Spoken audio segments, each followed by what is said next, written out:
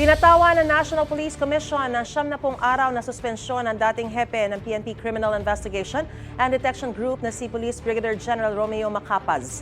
Kaugnay ito sa panggugulo umano ni Macapaz sa investigasyon sa missing Sabongeros case batay sa isinampang reklamo ng magkapatid na Julie at Ella Kim Patidongan noong August 14.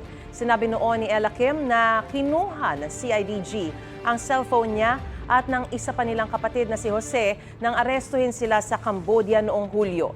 Nang ibalik daw ang kanilang mga cellphone, wala na ang SIM at memory cards na naglalaman anya ng mga ebidensya makatutulong sana sa kaso.